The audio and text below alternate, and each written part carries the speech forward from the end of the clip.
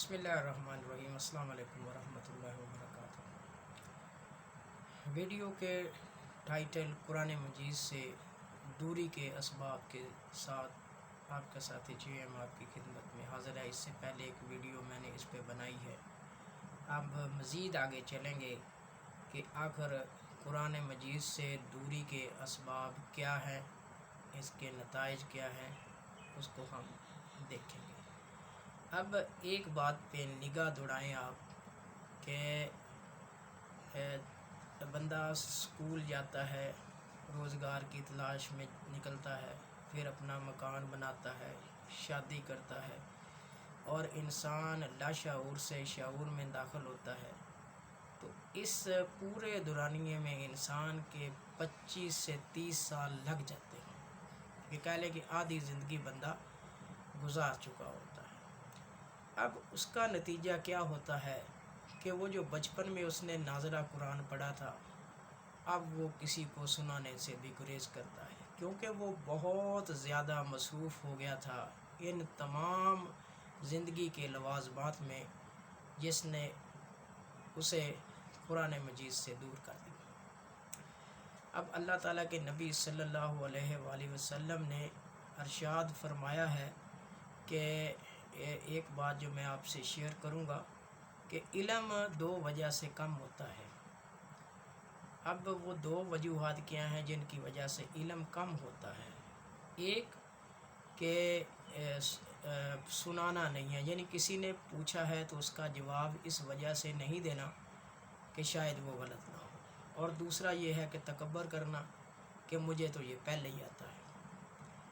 تو یہ جو بات ہے یہ بھی انسان کو قرآن مجید سے دور کرتی ہے، اور جو قرآن مجید سے دور ہوتا ہے پھر وہ اللہ تبارک و تعالیٰ سے بھی دور ہو جاتا ہے۔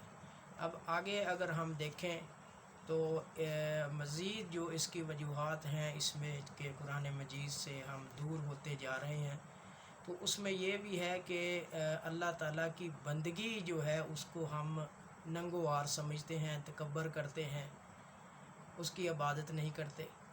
تو اس کا نتیجہ کیا نکلے گا؟ اللہ تبارک و تعالیٰ کیا ہمیں بخش دے گا؟ نہیں، وہ ہمیں دردناک عذاب سے دوچار کرے گا۔ تو ایسے لوگ جو اللہ تعالیٰ کی بندگی نہیں کرتے، اس کو ننگوار سمجھتے ہیں، تکبر کرتے ہیں، تو اللہ تبارک و تعالیٰ نے انہیں عذاب کی وعید سنائی ہے، یعنی دردناک عذاب کی۔ اب اس پہ ایک اور چیز ہے کہ جو اسلام دشمن قوتیں ہیں انہوں نے ہمیں مہنگائی جیسے مسائل میں الجھا کے رکھ دیا۔ ہماری ساری طاقت توانائی 2 وقت کی روٹی کمانے میں صرف ہو جاتی ہے، جس کی وجہ سے ہم قرآن مجید سے دور ہوتے چلے جاتے ہیں۔ جیسے ایک مزدور ہے، وہ بیچارہ سارا دن کام کرتا ہے، اپنے جو ٹبر ہے اس کو گو کہ وہ بھی عبادت ہے اس میں، لیکن بہت ساری جو چیزیں ہیں وہ اس سے رہ جاتی ہیں، اور تھکاوٹ کے سبب اس سے نمازیں بھی نہیں پڑھی جاتی، اور وہ قرآن مجید پڑھنے سے بھی قاصر ہوتا ہے، اور اگلے وقت کی تیاری کے لیے اسے سونا بھی پڑتا ہے۔ اب اگر آگے مزید اس کی طرف چلتے ہیں تو دیکھیں گے اس کے اندر کہ آخر آگے کیا پرابلم ہے، اس میں کون سی وجہ ہے جس نے ہمیں قرآن مجید سے دور کیا ہوا ہے، اور وہ ہے اس میں اگر آپ دیکھیں تو بچوں کی تعلیم کا مسئلہ ہے۔ کالجز اور سکول میں آکسفورڈ کی کتابیں ہیں، مشکل ترین ان کا نصاب ہوتا ہے، بہت مہنگی بھی ہوتی ہیں۔ اس کے علاوہ جو متوسط طبقہ ہوتا ہے، اس کو ہم مڈل جو سٹیٹا کہتے ہیں، وہ اپنی جو اولاد ہے اس کو تعلیم بھی دلوانا چاہتا ہے، اس کے لیے اسے اسکول کی فیس کا بھی بندوبست کرنا ہوتا ہے، ٹیوشن کا بھی بندوبست کرنا ہوتا ہے، تو پھر اس کا زیادہ تر جو وقت ہے وہ ان اخراجات کو پورے کرنے میں لگ جاتا ہے، اور جس کا نتیجہ یہ ہوتا ہے کہ وہ بندہ قرآن مجید سے دور ہو جاتا ہے۔ لیکن کئی لوگ ایسے ہیں کہ جو ان تمام مشکلات مصروفیات کے باوجود قرآن سے اپنا رشتہ ناتا قائم رکھتے ہیں۔ اب اگر نیکسٹ اس کی کوئی چیز ہم دیکھیں جو ہمیں قرآن مجید سے دور کرتی ہے، کہ اگر ہمارا یہ جو ٹریٹمنٹ ہے، ہمارا جو علاج معالجہ ہے، وہ عام آدمی کے بس میں نہیں ہے، کیونکہ مہنگائی زیادہ ہو گئی ہے، دوائیاں بہت مہنگی ہیں، اس کے علاوہ جو گھریلو اخراجات ہیں وہ بھی بہت زیادہ ہیں. تو آدمی کو وہی بات ہے کہ بچوں کی جو تعلیم کے اخراجات پورے کرنے کے ساتھ ساتھ اسے دن رات جو ہے محنت کرنا پڑتا ہے. تو یہ جو بہت زیادہ مصروفیت ہے یہ بھی بندے کو قرآن مجید سے دور کر دیتی ہے. پھر آگے کی طرف اگر ہم مزید اس میں چلیں گے تو قرآن مجید سے جو دوری کا سبب ہے وہ ہماری فرقہ پرستی بھی ہے.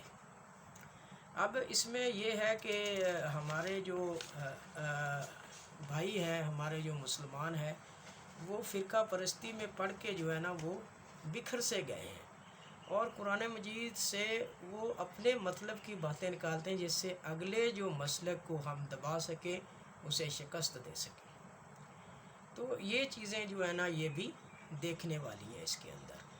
اب آگے اگر ہم نے دیکھیں کہ فضائل اعمال یعنی اچھے اعمال کی جو تعلیم دینا شروع کر رکھی ہے، تو فضائل سنت ہوگی یا فضائل اعمال ہیں، تو اسی کو جو ہے نا ہم نے اپنا مقصد بنا لیا ہے اور صرف جو ہے نا اسی پہ تکیہ کر کے بیٹھے ہیں، اور باقی کسی اور کی طرف ہم جاتے ہی نہیں ہیں جو پریکٹیکل لائف کے اندر ہمارے پاس چیزیں موجود ہیں.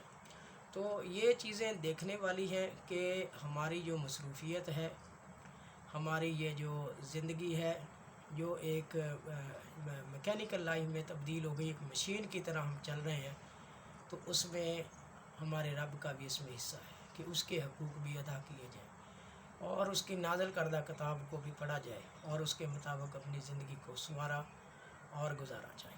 اللہ تبارک و تعالی ہمیں قرآن مجید پڑھنے، پڑھانے اور اس کو سمجھنے اور اس کے مطابق اپنی زندگی گزارنے کی توفیق عطا فرمائے. Thank you so much to listen and watch the video.